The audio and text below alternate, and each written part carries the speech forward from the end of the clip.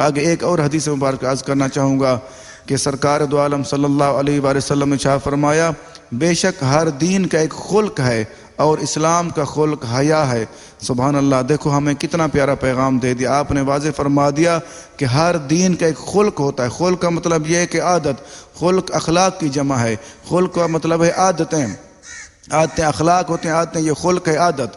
ہر ایک دین کی ایک عادت ہوتی ہے اور اسلام کی عادت حیا ہے۔ سبحان اللہ، اگر دیکھو جس انسان کے اندر شرم و حیا ہے، سمجھ لو وہ ایمان اسلام کا خلق اس کے اندر موجود ہے، اس کے اندر پایا گیا ہے۔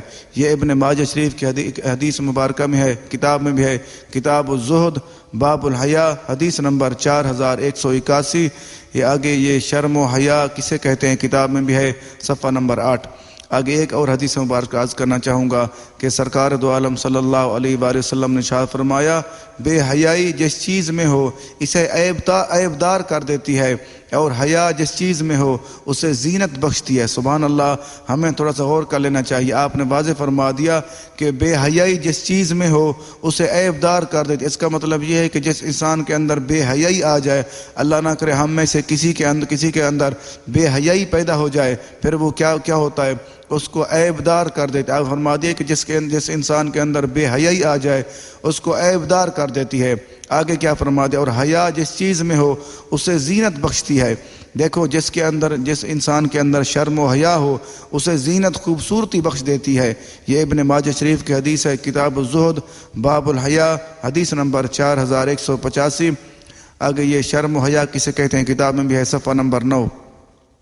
آگے ایک اور حدیث مبارک عرض کرنا چاہوں گا کہ سرکار دو عالم صلی اللہ علیہ وآلہ وسلم نے ارشاد فرمایا، اور پہلے والے پیغمبر بھی یہی فرماتے تھے، اگر جو شرم و حیا نہیں کرتا تو جو چاہے کر لے۔ اللہ اکبر، دیکھو ان کے بارے میں اس کا مطلب یہ ہے کہ اللہ کے نبی اس سے ناراض ہو جاتے ہیں، اتنے ناراض ہو جاتے ہیں، اسے فرما رہے ہیں جس انسان کے اندر شرم و حیا ختم ہو جائے، وہ فرماتے ہیں اسے جو چاہے وہ کرے۔ اس کا مطلب یہ ہے کہ وہ دین اسلام سے خارج ہو جاتا ہے، جس بھی دین میں ہو وہ دین سے خارج ہو جاتا ہے۔ اس کا مطلب اس لیے کیونکہ اس کے اوپر جب پابندی ہی ختم کر دی گئی، کیونکہ وہ فرما دیا اسے جو چاہے وہ کرے۔ اس کا مطلب یہ ہے کہ وہ اللہ تعالیٰ اور اس کے نبی کے فرمان پہ بالکل عمل نہیں کرتا، اس لیے فرمایا اسے جو چاہے پھر کرے، کیونکہ وہ ہم سے آزاد ہے۔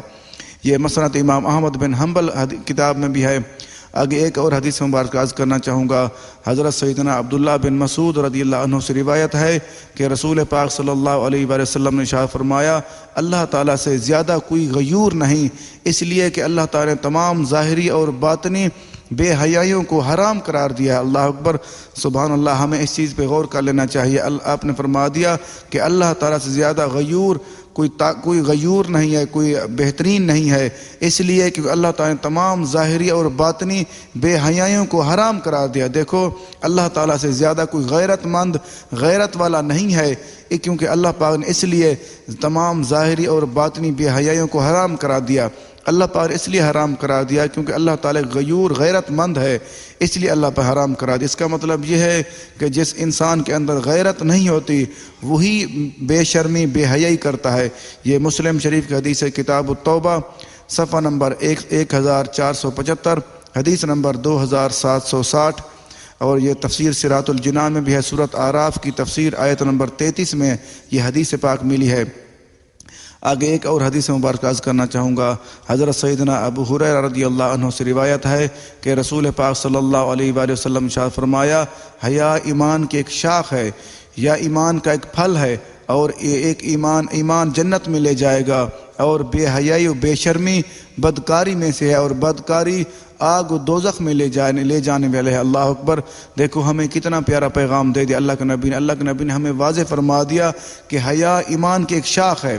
آپ نے فرما دیا حیا ایمان کی ایک شاخ ہے یا پھل ہے، اور ایمان جنت میں لے جائے گا۔ اس کا مطلب یہ ہے جس انسان کے اندر ایمان ہوگا اس کو جنت میں لے جائے گا۔ اور بے حیائی کیا ہے؟ بے حیائی و بے شرمی بدکاری میں سے ہے۔ آپ فرما دیا جو بدکاری بے حیائی جو ہے وہ بدکاری میں سے ہے، جو بدکاری ہے وہ آگ و دوزخ میں لے جانے۔ اللہ اکبر، اس کا مطلب یہ ہے جو انسان شرم و حیا والا ہے اس کے لیے جنت ہے، جو بے شرم بے حیا ہے اس کے لیے جہنم ہے۔ یہ مسند امام احمد بن حنبل اور ترمذی شریف میں بھی حدیث مبارکہ